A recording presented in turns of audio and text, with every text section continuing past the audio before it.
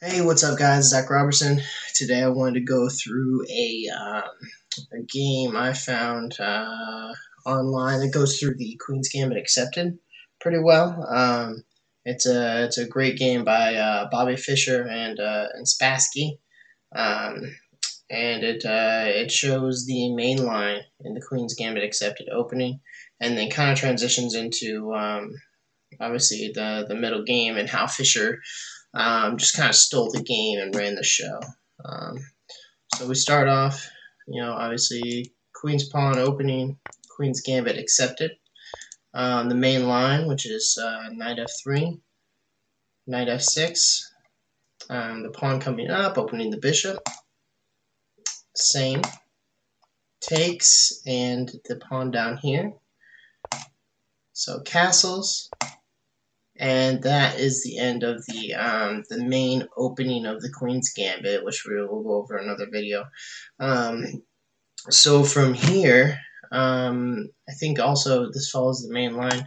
Bobby accepted the other gambit, the pawn, and then Spassky took the queen, take the queen, and this is great for white.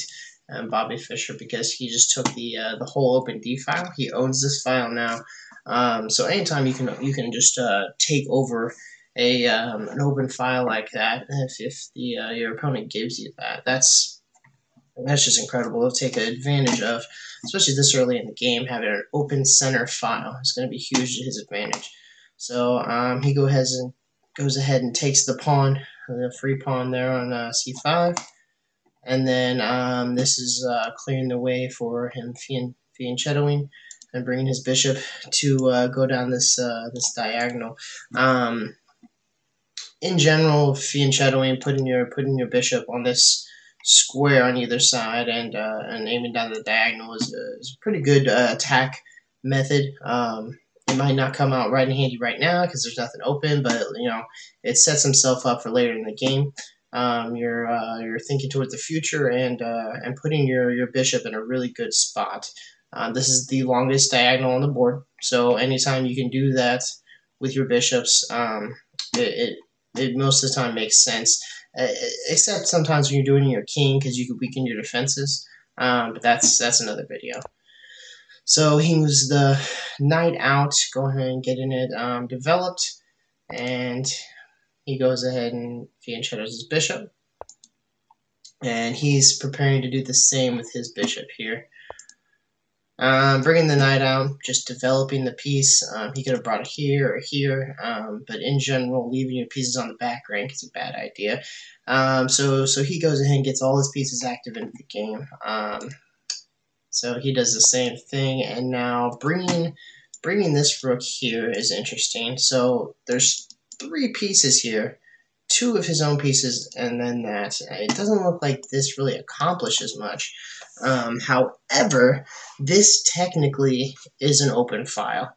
Why is that? Because there's no pawns on it. So even though these 3 minor pieces are on this file, this is still technically an open file that the rook is taking advantage of, because these can move away so easily. So if the rook were instead here, well, this would have to move, and this would have to be off the board. They would technically have to trade these pawns, and that's very difficult. But the move he played here, these pieces can move in literally 3 turns, and then he's got the open file. So he's thinking to the future here. He's looking at eyeing down on this bishop, which has 2 defenders at the moment, but it might not later. And then moving these 2 pieces, and he's already got a great advantage. So he took advantage of that. So he sees the threat in the future. That's a possibility. Comes back and just stays in front of his king. This isn't a bad move. He wasn't doing anything here.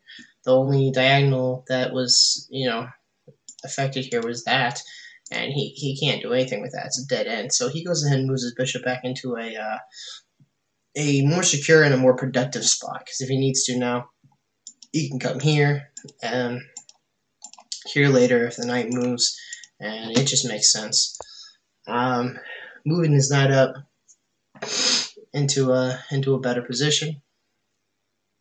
So slow moves like that, just trying to put your pieces on good squares is the name of the game. The slow, methodical, smart game is usually going to win. So not always looking for immediate threats, immediate checks, attacks. You can just think about where your pieces want to be, so that you have a good material gain later. Now this also is twofold, because he's also thinking right now this bishop could take, and that would be bad news for white, because he would have to. So let's say white plays something like this, and the bishop wants to capture here. White has to recapture with his pawn attacking, or with the king, protecting the king. So that is pretty much a material swap.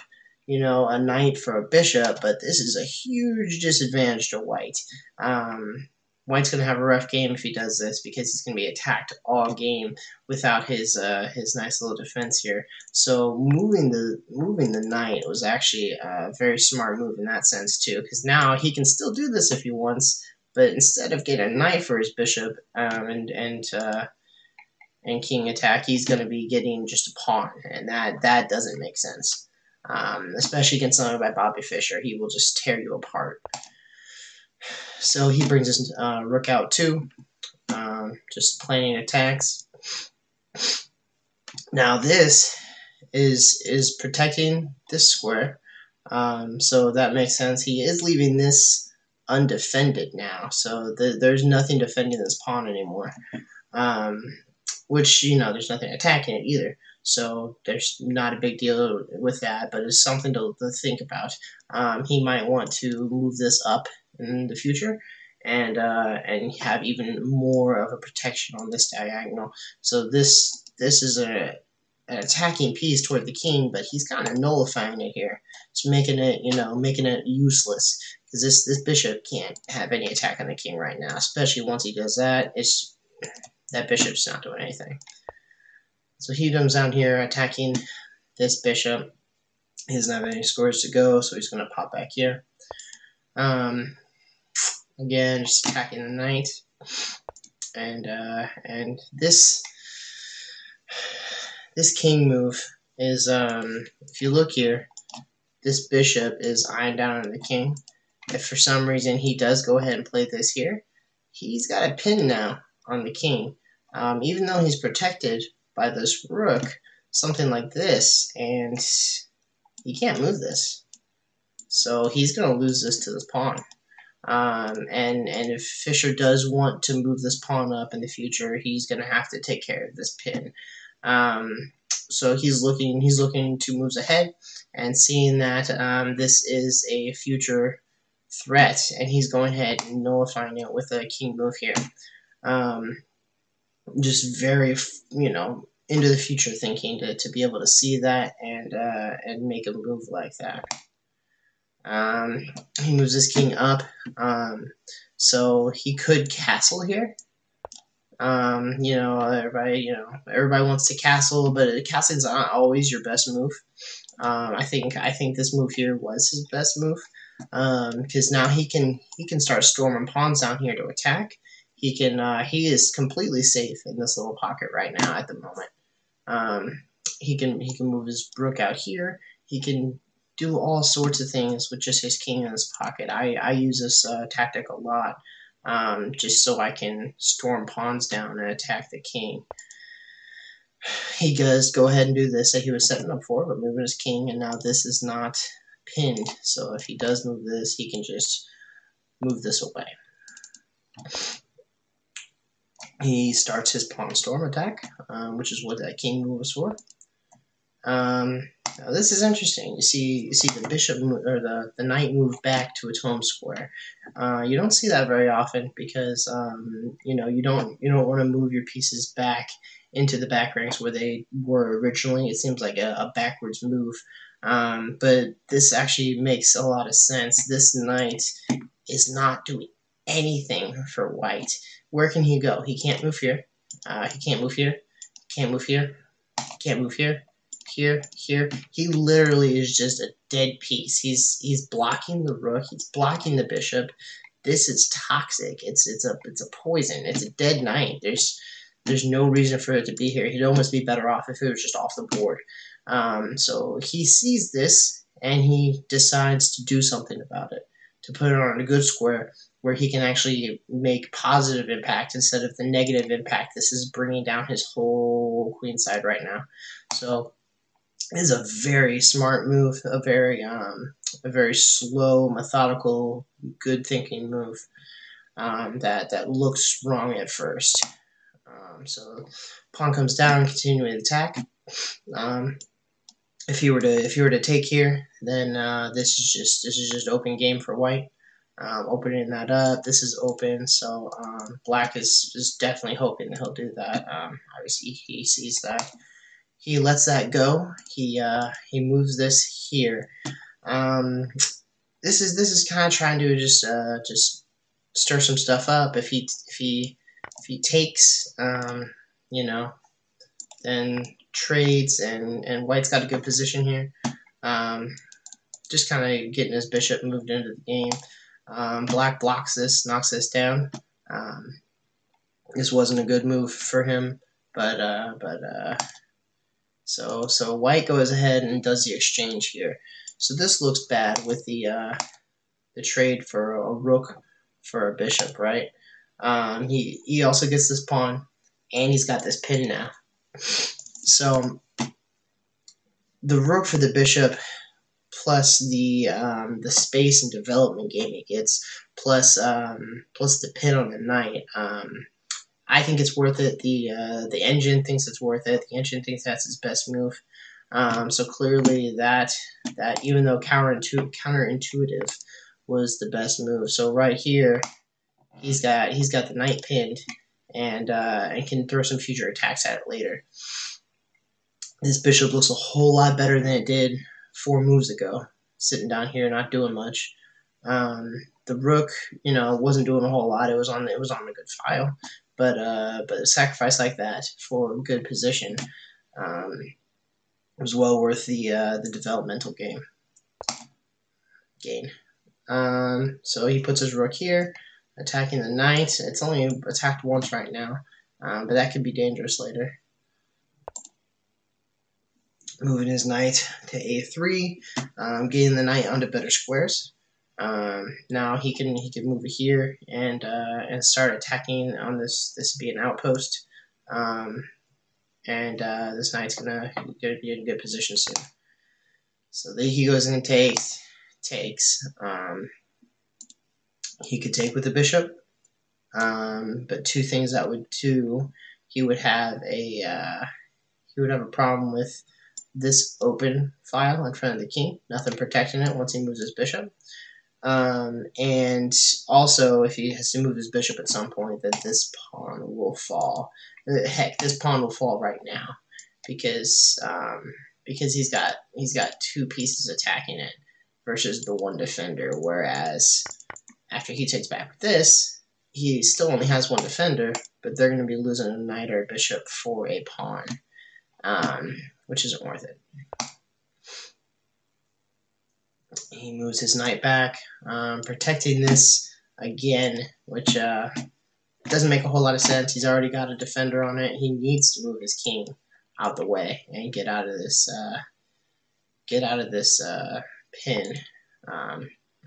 Brings his knight here, which is where he wants to be. He's on an outpost here, which means his pawn is defending it. So there's no pawns on either of these files for black. None of these pawns can come attack this knight. If black wants to take this knight out, he's going to have to trade material for it. That's either equal or more. So this knight is keeping the king from going here. This knight could come here eventually, attack the rook. It's in a very good central position to go anywhere. Whereas we looked earlier, it was right here, doing absolutely nothing. He has made this, or it's here, I think. It was here. It's there. And he has made this knight into something that's very aggressive and very dangerous for black. he moves his bishop back, king up, taking control of the G file. Now this move is another slow move, or it's another subtle move. What this is doing is keeping his rook from coming here. And if it was here, it could come, you know, down here and attack. It's protecting this. This would be a nice little central square for him, and he's just white just going ahead and saying no, that's not going to happen. Brings his rook up, which should be good for doubling up his rooks eventually after he got shut down here.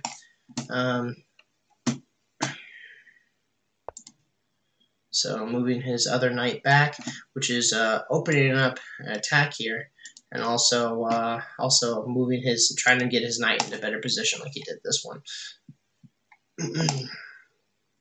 Rook comes over, attacking this, which is already defended. Doesn't make a whole lot of sense with that move. He's trying to get in some good position here, but he's flailing about, just throwing attacks at Fischer, and it's not really working. He goes in and moves back. So this could have caused some issue if, let's say, he allows the exchange, and he takes back, and then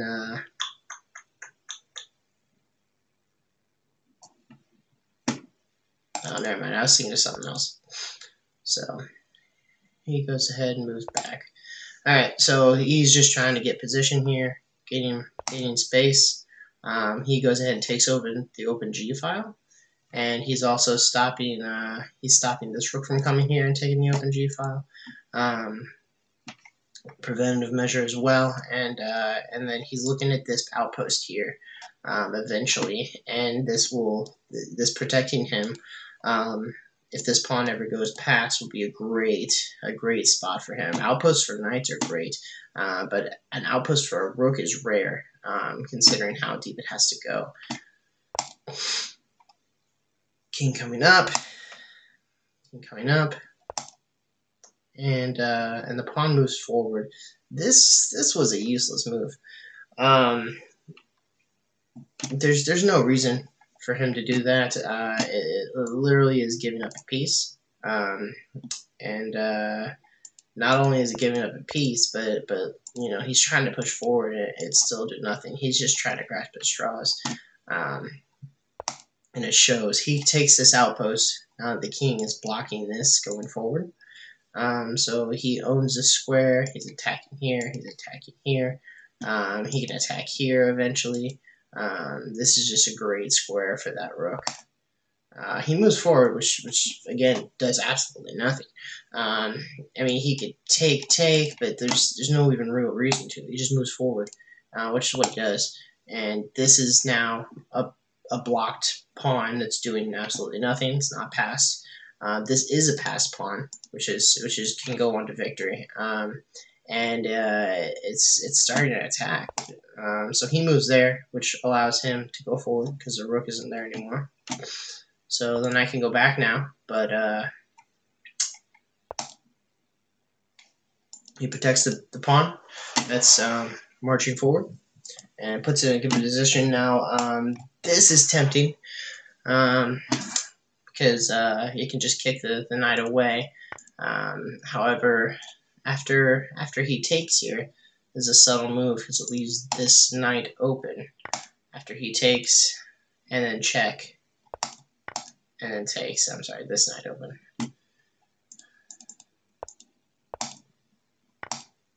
That's a good little tactic here. And from here, the game's pretty much over. They play a few moves, and black just kind of loses position. And then black resigned here. Spassky resigned. So what I take away from this game is Fischer is a slow, methodical player. He looks at in the future. He looks a few moves in the future and sees what could be coming about, where he wants his pieces. He wasn't just throwing attacks at the king, checking for the sake of it, trying to trade pieces off just because It makes it simpler. He's looking for strategy gains and tactical advantages. He's not just looking for, how can I take this piece. He's looking, how can I put my knight on the best square? How can I prevent what he might be doing in 3 moves? Looking ahead like that, and that's why he won this game, because he was looking forward so much. Alright, I just want to go through that video with you guys. Thanks for watching. Like, subscribe, let me know what you think of it. Nice.